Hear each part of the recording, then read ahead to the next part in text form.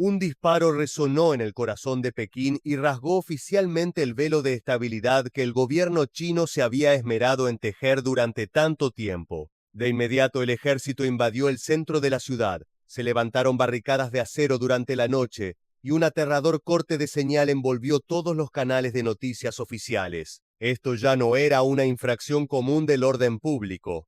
Fue el pistoletazo de salida de una devastadora sacudida política que obligó a todo el gigantesco aparato a pasar a un estado de alerta roja para sobrevivir. ¿Por qué? Una entidad que se jacta de un control absoluto dejaría al descubierto grietas sangrientas precisamente en el núcleo del poder.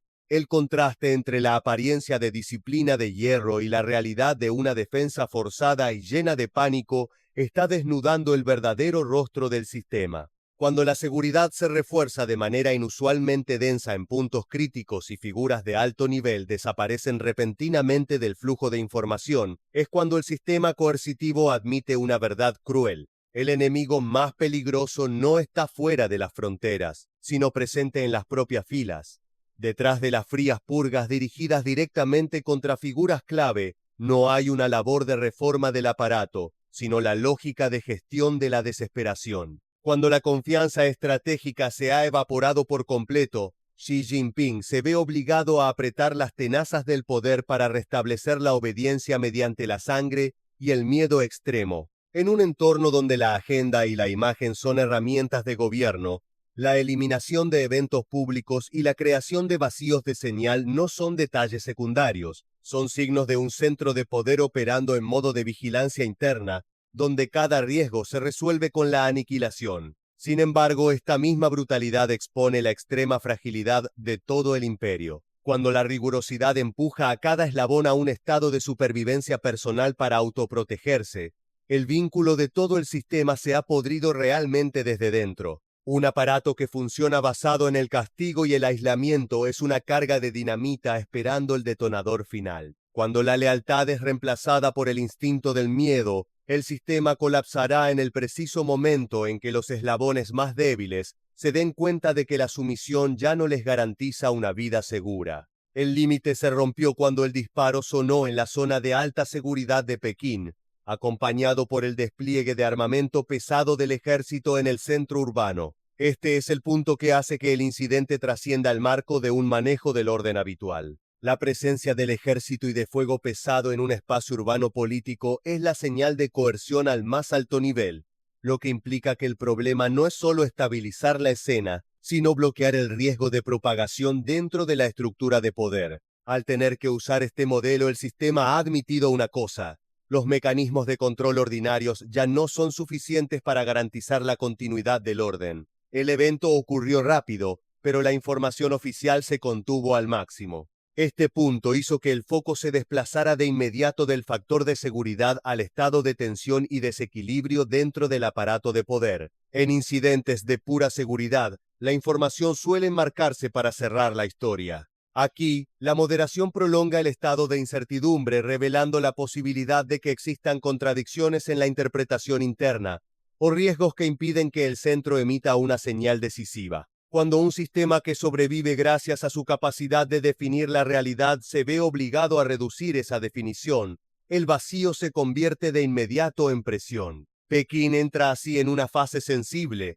La superficie debe mantenerse estable, pero bajo ella hay una prueba de resistencia de la disciplina interna. El disparo no fue la conclusión. Es un hito de cambio de fase, donde cada decisión posterior del centro de poder se medirá por sus consecuencias. La capacidad de restablecer el control en el sistema, la capacidad de tranquilizar a la sociedad y la capacidad de evitar que la inestabilidad interna se convierta en un riesgo estratégico exterior.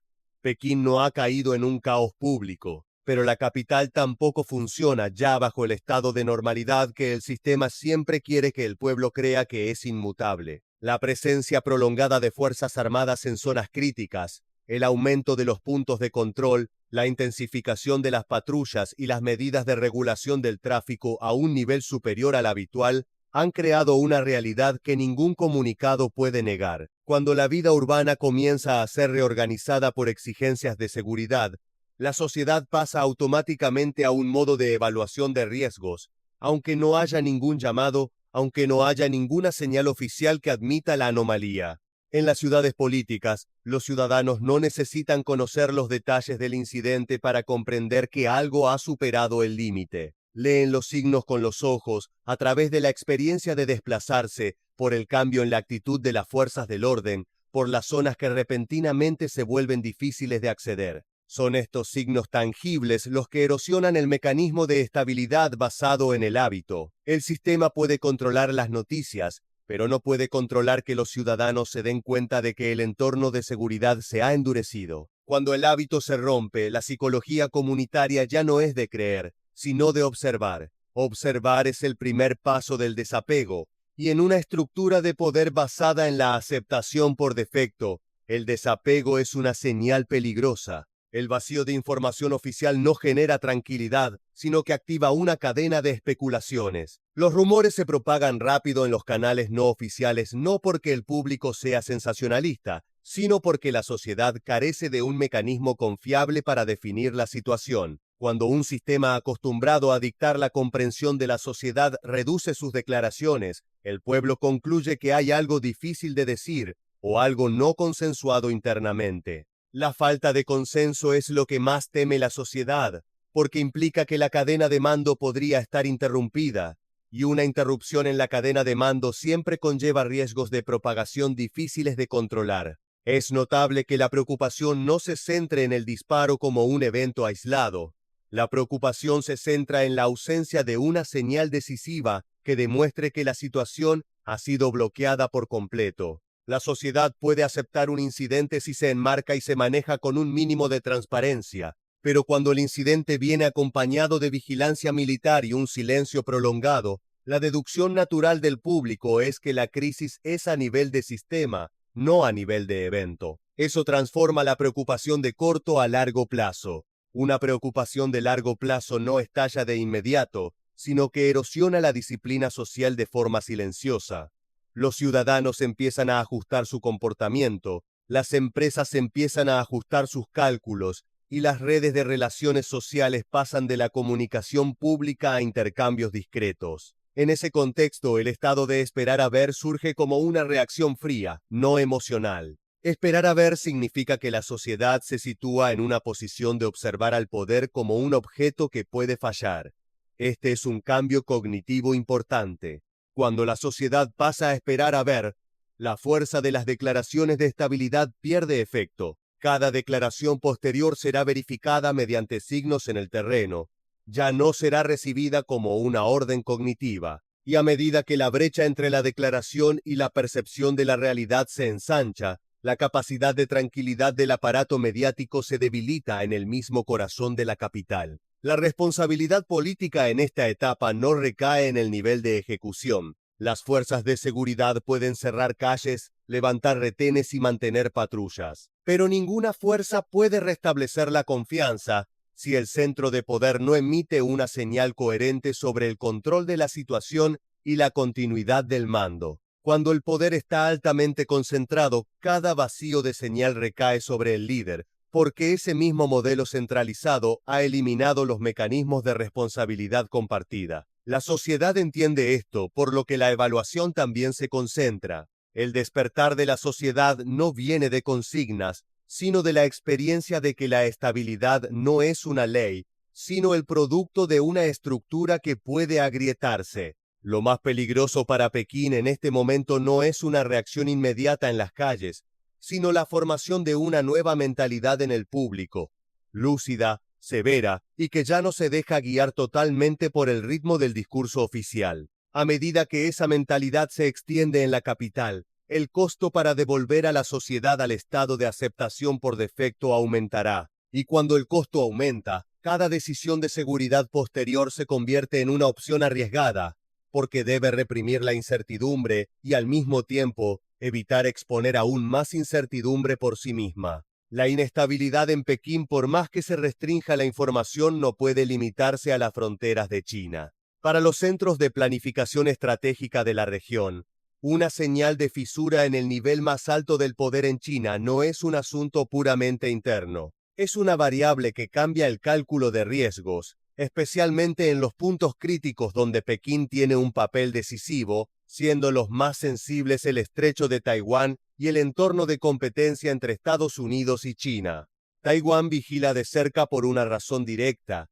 Cualquier oscilación en la cadena de mando del continente puede cambiar el comportamiento de disuasión, el ritmo de actividad militar alrededor del estrecho y la posibilidad de cálculos erróneos. En las crisis de seguridad lo peligroso no es solo la intención, sino la estabilidad del mecanismo de toma de decisiones. Si la señal de Pekín se vuelve ambigua, o si los niveles de ejecución operan en un estado de defensa interna, aumentará el riesgo derivado de errores de información y reacciones excesivas. Taiwán, por lo tanto, no necesita esperar declaraciones para evaluar. Observan el modelo operativo, el nivel de coherencia del mensaje, el ritmo de ajuste en el terreno y los signos que indiquen si el centro aún controla sin fricciones las ramas coercitivas. Por parte de Estados Unidos, la reacción es más técnico-estratégica que discursiva.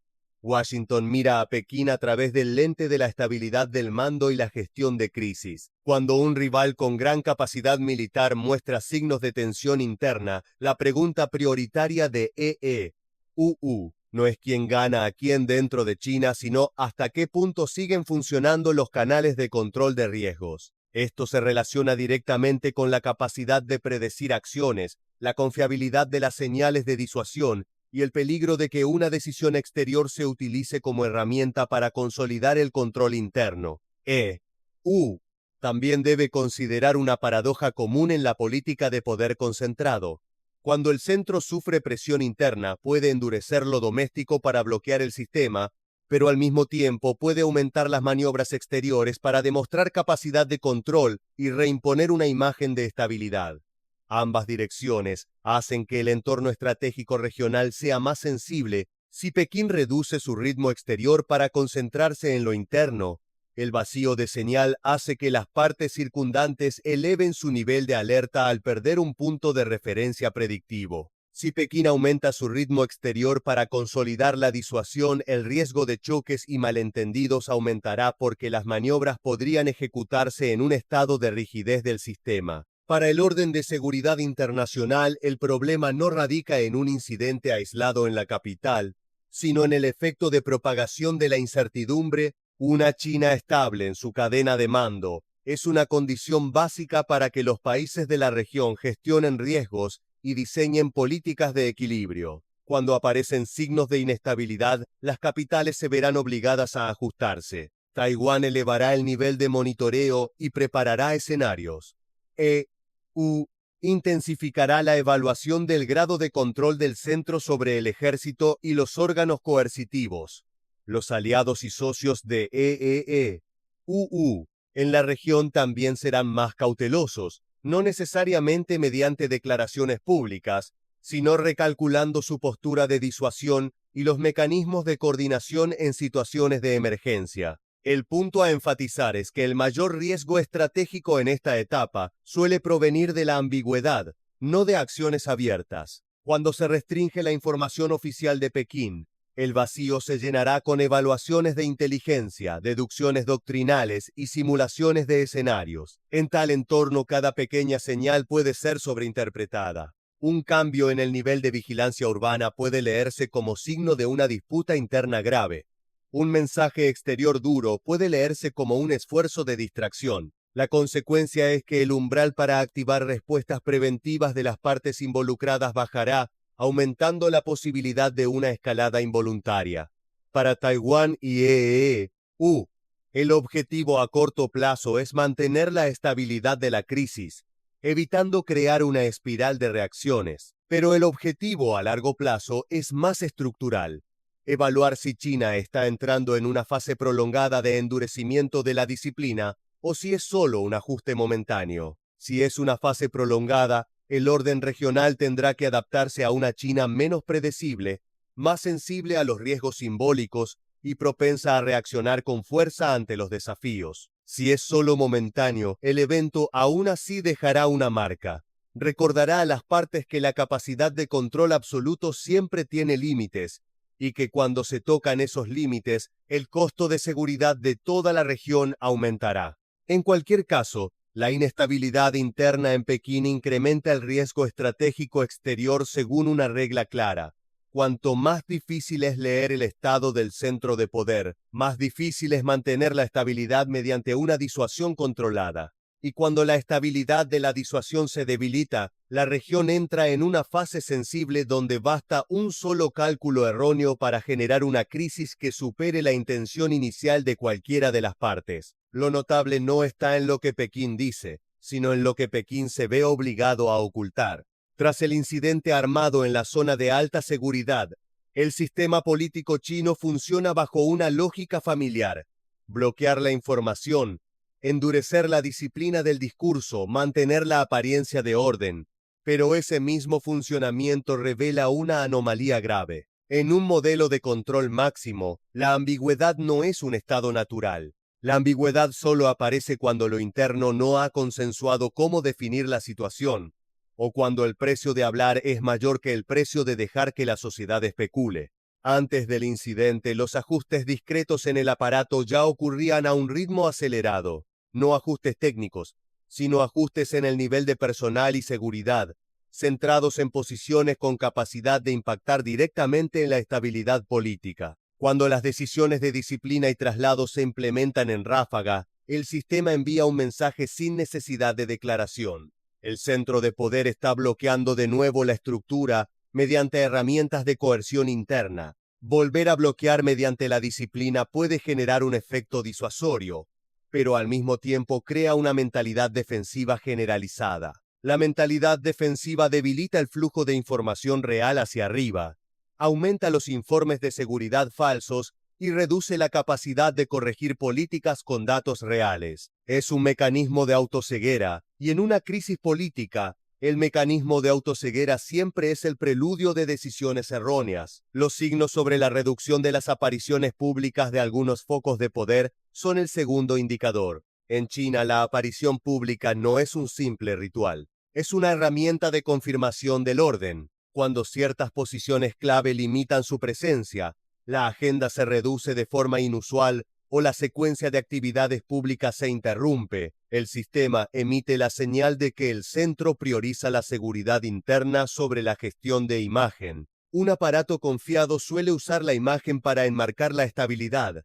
Un aparato bajo presión suele reducir la imagen para reducir el riesgo. Ese cambio no necesita explicación, porque en sí mismo ya es un mensaje político. El problema se vuelve más serio cuando los canales de información oficiales no ofrecen un contexto suficiente para cerrar la opinión pública. El vacío informativo no solo afecta al público, afecta al propio aparato, porque el aparato también debe leer señales a través de los medios controlados. Cuando la información se comprime en exceso, los niveles de ejecución se ven obligados a especular, y la especulación en un sistema de poder concentrado siempre es más peligrosa que el debate público. La especulación genera comportamientos preventivos. Los comportamientos preventivos generan retrasos. Los retrasos aumentan el riesgo de un manejo incorrecto. En un entorno de seguridad política, un manejo incorrecto no es solo un error profesional, puede interpretarse como un error de postura. En un sistema que valora el control absoluto, la ambigüedad es, por tanto, una señal rara. Sugiere dos posibilidades coexistentes. Una es que el centro de poder intenta cerrar el evento al nivel mínimo para evitar el efecto de propagación. La otra es que lo interno está en un estado de rigidez, necesitando tiempo para unificar el relato político antes de emitir una señal definitiva. Cualquiera que sea la posibilidad, el punto común no cambia. El aparato está bajo presión desde dentro, y la prioridad número uno es evitar que el incidente se convierta en una palanca para una inestabilidad secundaria. El movimiento silencioso también se manifiesta en cómo las instituciones interactúan entre sí. Cuando se endurece la disciplina y el personal se ajusta rápido, las relaciones entre las ramas coercitivas y administrativas suelen pasar a un estado de cautela. La cautela no necesita ser pública para causar daño. Basta con que las agencias reduzcan el intercambio de información, aumenten el celo por sus parcelas y aumenten la tendencia a eludir responsabilidades para que la cadena de mando, en la práctica, se fragmente. La fragmentación en un sistema centralizado crea una paradoja. Cuanto más concentrado está el poder en el papel, más fácil es que la operación se desintegre en los niveles de ejecución cuando la confianza interna disminuye. Es así como un aparato fuerte puede volverse frágil sin necesidad de que actúe un rival externo. En el nivel social, estos movimientos no pasan por la teoría, pasan por la experiencia. El pueblo puede no conocer los detalles, pero percibe los cambios en el entorno político, el aumento del control, la reducción de la información, los signos inusuales en la vida urbana. Cuando la percepción en el terreno difiere de las declaraciones, la sociedad comienza a despertar de manera fría. No un despertar para resistir, sino un despertar para observar. Observar es el punto de giro peligroso para cualquier sistema basado en la aceptación por defecto. Una vez que la sociedad pasa a observar, la eficacia de la tranquilidad mediante consignas disminuye. A partir de ahí, cada decisión posterior del centro de poder será evaluada por sus consecuencias tangibles, ya no por sus símbolos. Todo conduce a un punto inevitable. La responsabilidad recae en el líder. Cuando el poder se ha centralizado, todas las grandes señales de inestabilidad son atribuidas por la sociedad y el aparato a la capacidad de control del centro. El centro puede elegir endurecerse más para bloquear riesgos o restablecer la coherencia del mando para reducir la ambigüedad. Pero ninguna elección es gratuita. Endurecer puede sofocar la incertidumbre a corto plazo, aumentando al mismo tiempo la incertidumbre a largo plazo si la confianza continúa erosionándose. Restablecer la coherencia requiere que el sistema emita señales claras, y una señal clara significa aceptar el riesgo político de admitir que ha habido una grieta. Los movimientos silenciosos no son por tanto detalles marginales, son la esencia de esta etapa. El incidente ha abierto una fase de prueba de carga para la estructura de poder de China, prueba de carga de la disciplina interna, de la continuidad de la cadena de mando y de la capacidad de control social en condiciones donde el vacío informativo es cada vez más difícil de sellar. Cuando las capas de control deben operar a alta intensidad para mantener la estabilidad, eso mismo demuestra que la estabilidad se está convirtiendo en un estado que debe mantenerse por la fuerza, ya no es un estado capaz de funcionar por sí solo. En la estructura de poder de China, el Ministerio de Seguridad Pública no es solo una agencia de orden público, es el pilar del control de la seguridad política, el mantenimiento del orden social, la supervisión del espacio informativo y la garantía de que las crisis internas no se trasladen a las calles. Cuando ocurre un incidente armado en la zona de alta seguridad de Pekín, la pregunta se desplaza de inmediato del manejo del incidente a la confiabilidad del pilar de control. Porque para un sistema que funciona mediante el control absoluto, cualquier duda sobre este pilar es un signo de desequilibrio estructural. La presión aumenta con los mensajes duros del ejército y cuando las imágenes del despliegue de fuerzas en el centro urbano cobran protagonismo. En situaciones normales, el Ministerio de Seguridad Pública es el actor principal de respuesta en el espacio urbano. Si el ejército debe aparecer con un papel significativo, es señal de que el centro de poder está activando la capa de coerción más alta para bloquear riesgos. Pero la consecuencia política de esta elección es clara. Pone en duda la capacidad del mecanismo de control habitual y sitúa al Ministerio de Seguridad Pública en una posición de escrutinio sobre su capacidad para mantener oculto y mantener bajo control el incidente al nivel operativo. El tema central no es la competencia de poder entre agencias, sino la cadena de mando y la continuidad de la ejecución. El aparato de control solo es estable cuando las ramas coercitivas unifican señales, comparten información y coordinan sin fricciones. Cuando el sistema entra en un estado de ajustes de personal vertiginosos, la disciplina se extrema y la mentalidad defensiva se extiende. Aumenta el riesgo de que aparezcan desviaciones en la coordinación. La desviación puede ser mínima: retraso en informes, ocultamiento de información, evasión de responsabilidades o actuar bajo especulaciones para evitar riesgos políticos. Pero en una crisis, estas pequeñas desviaciones bastan para crear retrasos, desajustar el ritmo de reacción y obligar al centro de poder a depender más de medidas coercitivas. El Ministerio de Seguridad Pública sufre así una doble presión. Por un lado, debe mantener el orden social y evitar la propagación de la incertidumbre psicológica. Por otro lado, debe demostrar que el sistema de control sigue funcionando sin problemas bajo la supervisión del centro de poder. En condiciones donde la información oficial se restringe al máximo, la carga de tranquilizar no recae en el discurso, sino en la percepción del terreno. Si el control es demasiado fuerte, la sociedad percibe la anomalía y la confianza disminuye. Si el control es demasiado débil, los rumores y especulaciones se aceleran. Ambos reducen la eficacia del control suave, obligando al Estado a depender más del control duro, lo que conlleva mayores costos sociales y de gestión. El punto más sensible es cuando el papel del Ministerio de Seguridad Pública es cuestionado pública o indirectamente. Una vez que el pilar del control de seguridad interna se pone en duda, la estructura de poder comienza a desequilibrarse porque el sistema ya no funciona basado en la confianza por defecto entre las ramas coercitivas. En ese punto, la estabilidad deja de ser producto de la coordinación para convertirse en producto de la imposición. La imposición puede generar silencio a corto plazo, pero aumenta la mentalidad defensiva interna y el estado de observación en la sociedad. Es un mecanismo de autodebilitamiento. Cuanto más hay que imponer, más se demuestra la necesidad de hacerlo. El mayor riesgo, por tanto, no reside en el número de fuerzas desplegadas, sino en la posibilidad de interrupciones en la cadena de mando y ejecución. La interrupción no es necesariamente una ruptura abierta.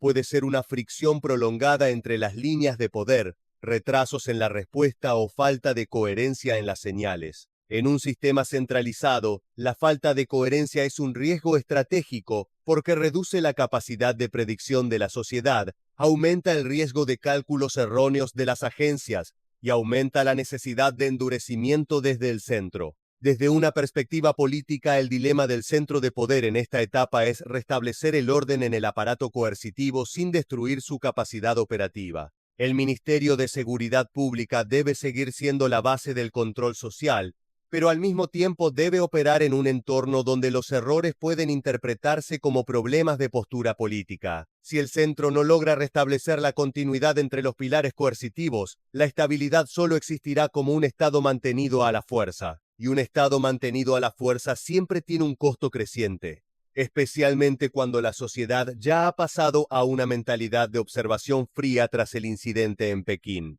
En el modelo de poder altamente concentrado, la mayor ventaja es la velocidad de toma de decisiones.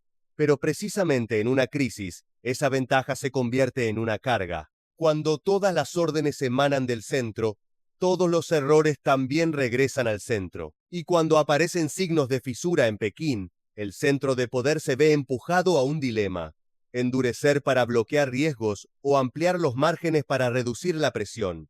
Ambas opciones conllevan costos estratégicos. Si continúa endureciendo, el centro puede lograr un orden a corto plazo mediante la coerción, pero endurecer en un contexto donde ya hay una campaña de cortar cabezas y la disciplina interna se acelera, hará que el sistema se vuelva rígido. Un sistema rígido significa menor capacidad de autoajuste, menos espacio para discusiones reales, mayor tendencia a informes de seguridad falsos y mayor mentalidad defensiva en todos los niveles. Cuando el aparato solo prioriza el no equivocarse, la capacidad de manejo de crisis disminuye porque la información real no sube. Las alertas tempranas se distorsionan y las decisiones suelen llegar más tarde que la realidad. Endurecer, por lo tanto, no es solo una medida de control. Es un acto de aceptación de riesgo a largo plazo a cambio de un silencio inmediato. Si el centro quiere reducir la presión ampliando los márgenes, el problema radica en la estructura de legitimidad. En un entorno político donde el poder se construye sobre la capacidad de control absoluto, cualquier señal de concesión puede leerse como signo de debilidad. La debilidad en la lógica interna siempre fomenta las fuerzas de competencia. Por ello, ampliar márgenes no es simplemente una opción de gestión, es una elección política que puede abrir una cadena de reacciones difíciles de detener, especialmente cuando la mentalidad defensiva ya se ha extendido en las instituciones clave. El centro lo entiende, por lo que el espacio de opciones reales es mucho más estrecho de lo que parece externamente. El estancamiento reside en que la presión no proviene solo de la seguridad, sino de la legitimidad y la confianza interna. Un sistema puede concentrar fuerzas para reprimir manifestaciones externas, pero no puede imponer la confianza interna a largo plazo sin aumentar los costos operativos. Cuando las purgas disciplinarias y los traslados ocurren en ráfaga, la pregunta natural dentro del aparato es, ¿en qué dirección están cambiando los estándares de seguridad política? ¿Quién podría ser el próximo eliminado y dónde están los límites de las garantías? Estas preguntas no generan una resistencia abierta, pero crean una parálisis invisible. La parálisis invisible reduce la efectividad del mando y aumenta el riesgo de desviaciones en la ejecución, justo cuando el centro necesita la máxima precisión. Cada movimiento del centro de poder en este momento es vigilado de cerca en dos direcciones. Internamente, el sistema observa para medir el nivel de dureza del líder y buscar señales sobre el próximo rumbo de la limpieza. Externamente, rivales y socios observan para medir el nivel de estabilidad del mando y la posibilidad de cálculos erróneos. Esto crea una paradoja estratégica. Cuanto más quiere el centro controlar la imagen de estabilidad, más duro debe actuar. Pero cuanto más duro actúa, más revela que el sistema está bajo presión. En un entorno de competencia estratégica, revelar presión significa aumentar el riesgo de ser desafiado, aunque el desafío sea solo a nivel de señales. Por lo tanto, el centro de poder entra en una fase de elección de alto riesgo. El objetivo inmediato es restablecer la disciplina interna, bloquear las fugas de información y evitar que el incidente genere un efecto de propagación. Pero el objetivo a largo plazo es más difícil. Debe hacerlo sin destruir la capacidad de ajuste del sistema, sin hacer que el aparato se autoproteja hasta el punto de reducir el rendimiento, y sin dejar que la sociedad pase definitivamente a un estado de observación severa. El poder concentrado ayuda a decidir rápido, pero en una crisis, decidir rápido no es suficiente. Se necesitan decisiones correctas, coherentes y capaces de mantenerse en el tiempo sin agrietar más la estructura. El disparo en Pekín no cierra la historia. Abre una nueva etapa en la que lo importante ya no es con qué rapidez ocurrió el evento, sino mediante qué mecanismo y a qué precio se estabilizará el sistema. Con una estructura de poder que tiene el control absoluto como cimiento, una grieta en el núcleo no puede tratarse como un asunto administrativo. Obliga al centro de poder a enfrentar un dilema doble: restablecer la disciplina interna para garantizar que la cadena de mando no se interrumpa, y al mismo tiempo, contener a la sociedad para evitar que la mentalidad de observación se convierta en una duda sistémica. El primer cruce de caminos está en cómo restablecer la disciplina. Si la reacción sigue inclinándose hacia la coerción, la disciplina puede volver a bloquearse a corto plazo, pero el riesgo a largo plazo aumentará debido a la rigidez del aparato. Cuando la disciplina se mantiene principalmente mediante el castigo, los niveles de ejecución priorizarán la seguridad política sobre la eficiencia de gestión. La consecuencia es el filtrado de la información real, la reducción de las alertas tempranas y el debilitamiento de la capacidad de autoajuste del sistema, justo cuando la crisis exige alta precisión. El endurecimiento excesivo también aumenta los costos sociales, ya que los ciudadanos no necesitan explicaciones para darse cuenta de que el entorno de control ha cambiado. El orden puede mantenerse, pero la confianza es difícil de recuperar si la sociedad siente que la estabilidad es solo un estado mantenido por la fuerza.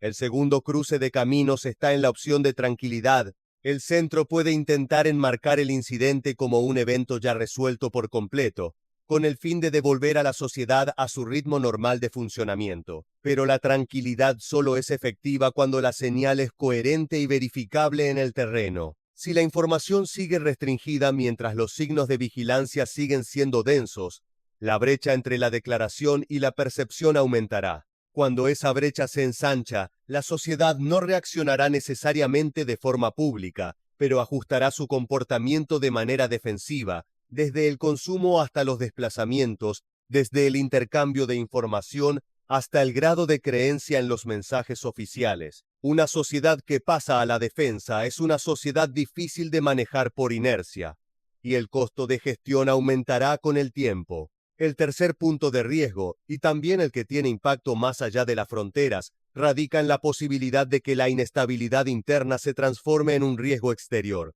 En la competencia estratégica, cuando el centro de poder sufre presión interna, suelen aparecer dos reflejos. Uno es replegarse para concentrarse en el manejo interno, haciendo que las señales exteriores sean más ambiguas y obligando a las otras partes a elevar su alerta. El otro es intensificar las maniobras exteriores para consolidar la imagen de control, presionando los puntos críticos y haciendo que el entorno regional sea más sensible a choques y malentendidos. Sea cual sea el rumbo, la consecuencia es que el umbral de riesgo en la región aumenta, especialmente en los espacios donde China tiene un papel definitorio, como el estrecho de Taiwán y las rutas marítimas estratégicas. En ese panorama, los escenarios coexisten y ninguno es gratuito. El escenario de enfriamiento controlado requiere que el centro de poder restablezca la continuidad de la cadena de mando, reduzca la ambigüedad en las señales y devuelva al aparato a un ritmo operativo predecible, aunque manteniendo un alto nivel de control.